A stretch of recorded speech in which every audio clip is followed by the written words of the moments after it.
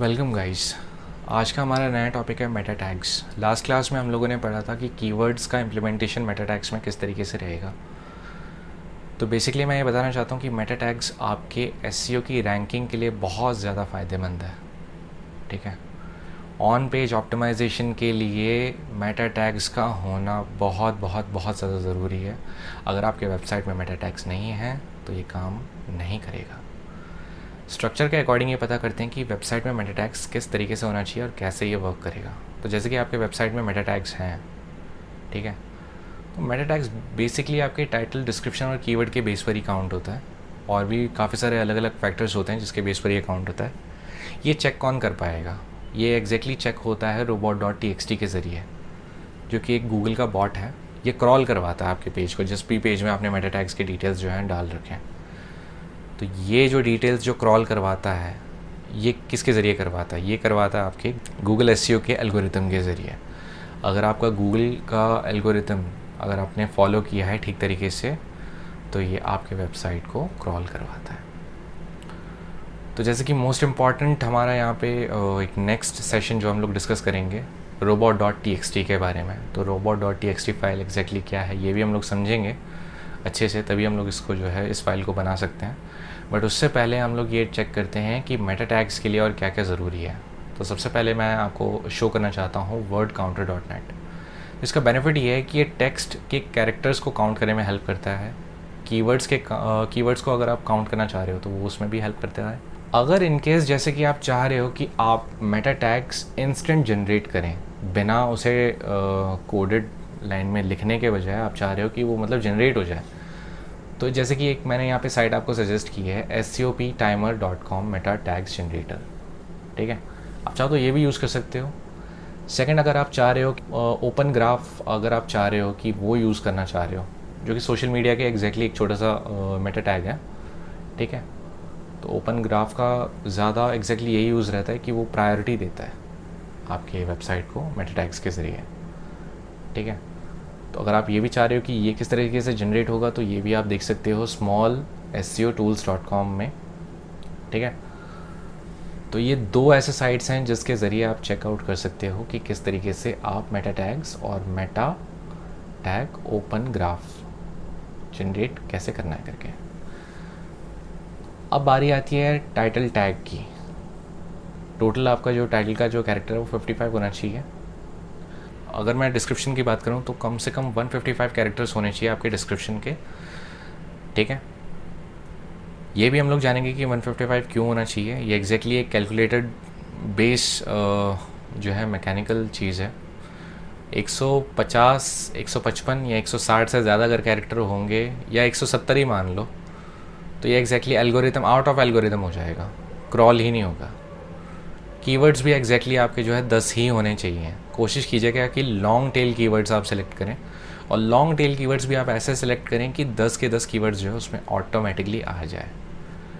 ठीक है, तो अब तक आपको ये समझ में आ गया होगा कि यहाँ पर तीन चीज़ें हैं, टाइटल, डिस्क्रिप्शन, कीवर्ड्स। इन तीनों में एग्जैक्ट मैच के कीवर्ड्स होने चाहिए। जैसे कि टाइटल में एक, डिस्क्रिप्शन में वही एक, और कीवर्ड में भी वही एक।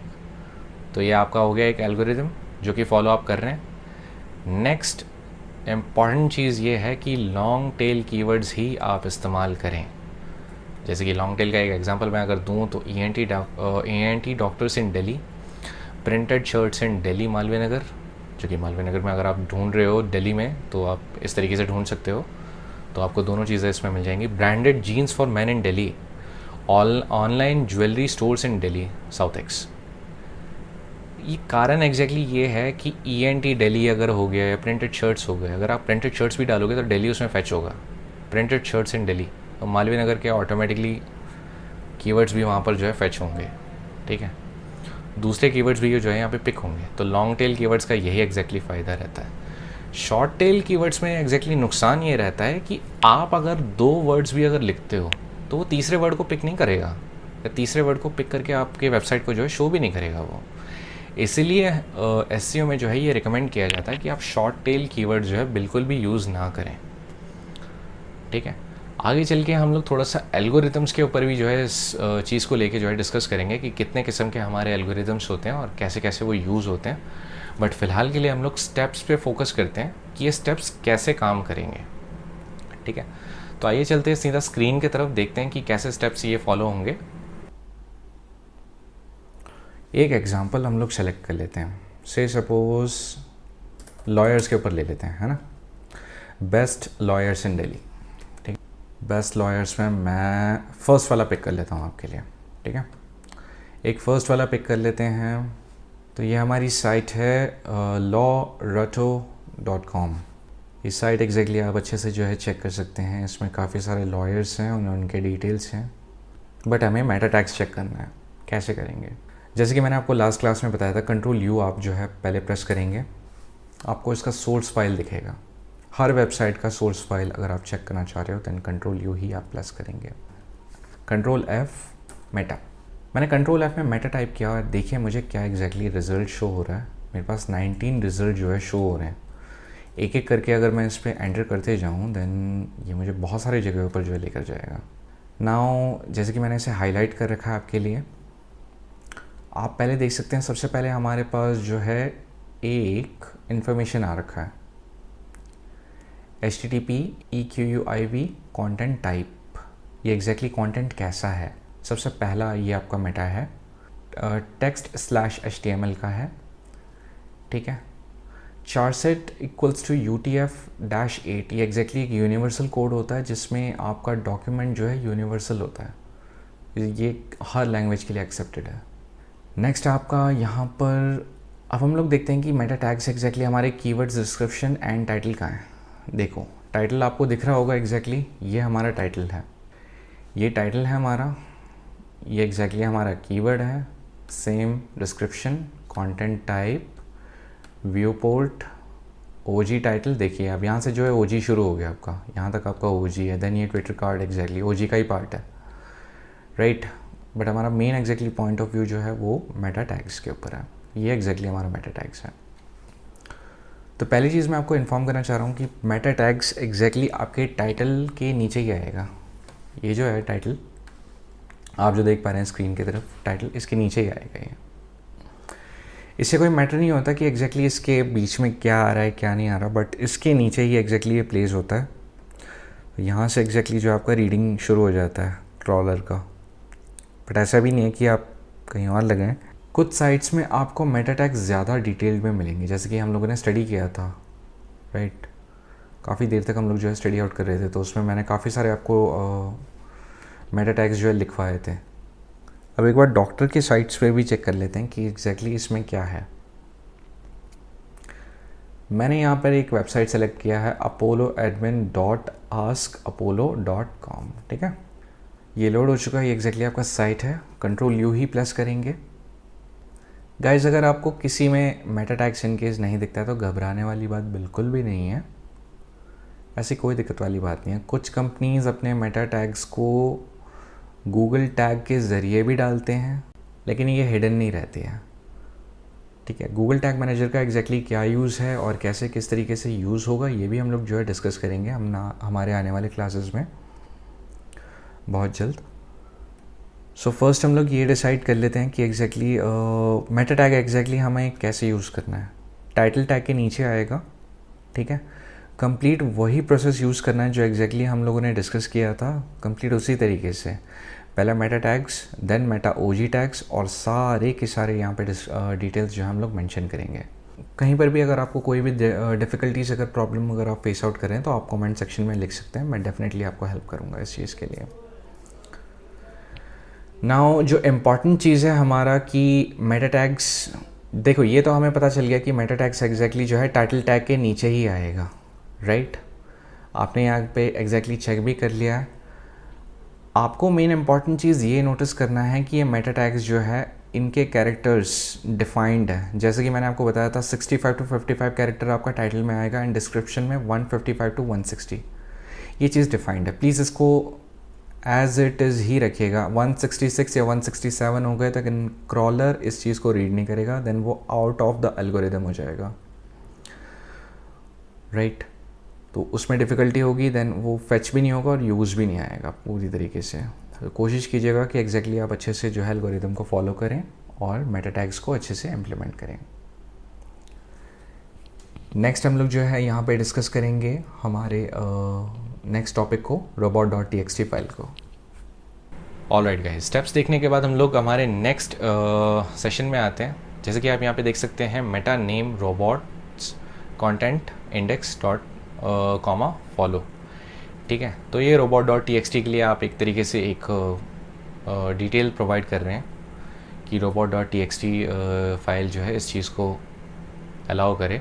तो उसके एक छोटे से कोड होते हैं, सेम आपका गूगल बॉट का होता है कि अगर आपने इंडेक्स किया हुआ है पेज को और आप चाह रहे हैं कि ये डिटेल गूगल जो है रीड करे, तो उसके लिए भी ये एग्जैक्टली एक छोटा सा टैग रहता है मेटा का। अगर आप चाह रहे हो कि बिंग में भी आपका जो है ये वेबसाइट सर्च हो, तो बिंग के लिए भी आप सेम मेटा टैग यूज़ कर सकते हैं।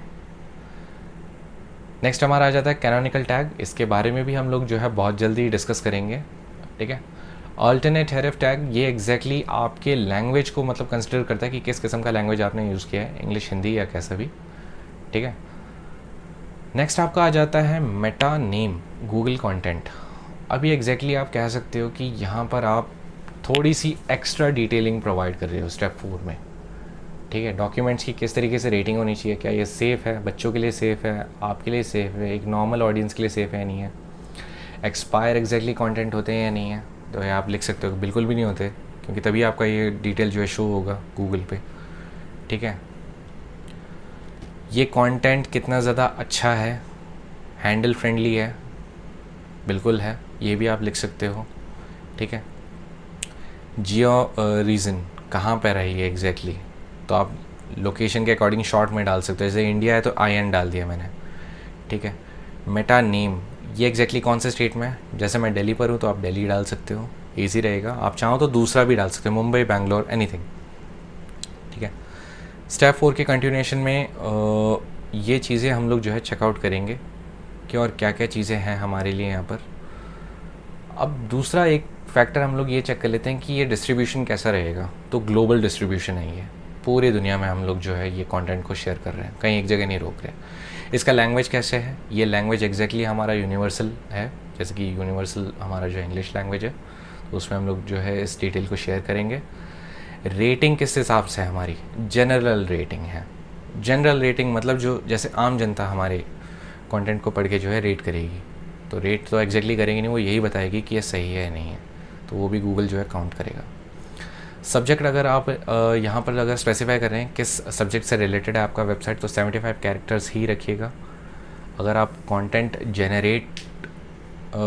जनरेटर अगर आप यहाँ पे डाल रहे हैं तो वेबसाइट URL ही डालना और कुछ मत डालना। ऑथर का नाम आप डाल सकते हो, चाहो तो अपना भी नाम डाल सकते हो, लेकिन कोशिश कीजिएगा जिसके नाम से वेबसाइट है उसी का नाम आप डालें, तभी वो बेस्ट रहेगा।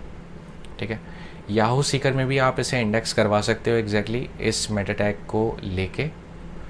ठीक है, नेक्स्ट हमारा आ जाता है last and the least is OG locate content. ये एग्जैक्टली EN US में ही होगा और कहीं नहीं एग्जैक्टली नहीं हो पाएगा। ठीक है, स्टेप 5 में हम लोग ये चेक करेंगे कि मेटा की जो OG ओपन ग्राफ, ये ओपन ग्राफ एग्जैक्टली कैसे यूज़फुल होता है, सोशल मीडिया के ज़रिए ही होता है, ये भी हम लोग डिस्कस करेंगे। तो OG में एग्जैक्टली आपके 55 to 65 कैरेक्टर्स होने चाहिए। डिस्क्रिप्शन में भी एग्जैक्टली आपके 155 to 160 कैरेक्टर्स होने चाहिए। ठीक है, और एग्जैक्टली यहाँ पर नेक्स्ट में आपका OG इमेज, कोशिश कीजिएगा कि इमेज की URL आप डालें। तो इमेज की URL एग्जैक्टली आप होस्टिंग के अकाउंट में जब आप अपना इमेज को अपडेट करेंगे, चाहे वो JPG हो या PNG में हो, तो वहाँ से उठा के यहाँ पर URL डाल सकते हैं। नेक्स्ट आपका यहाँ पे OG टाइप क्या है, वेबसाइट। तो जाहिर सी बात है यहाँ पे आप वेबसाइट लिखेंगे, वेबसाइट की URL मत डालिएगा। नेक्स्ट प्रोसेस में जैसे OG URL, तो यहाँ पे आपका वेबसाइट का URL आएगा। स्टेप 6 में देखते हैं कि एग्जैक्टली और हमें यहाँ पे क्या करना है। मेटा का क्या है ये OG साइट। अब जैसे कि यहाँ पे आपके वेबसाइट का नाम आपको लिखना है, URL नहीं लिखना। ठीक है, ये स्पेसिफिकली मैंने ना आपके लिए पूरा का पूरा जो है डिटेल आप बनाया हुआ है। आप चाहो तो स्टेप बाय स्टेप वीडियो को पॉज करके भी इन मेटा टैग्स को जो है कॉपी करके लिख सकते हो, कोई दिक्कत वाली बात नहीं है। ठीक है, नेक्स्ट आपका आ जाता है आर्टिकल पब्लिशर। ये एग्जैक्टली यहाँ पे आपका फेसबुक का जो है यूआरएल आ जाएगा। उसके बाद ये डॉक्यूमेंट आपकी कब रेडी हुई थी वो पूरा डेट और टाइम एग्जैक्टली आप डालेंगे।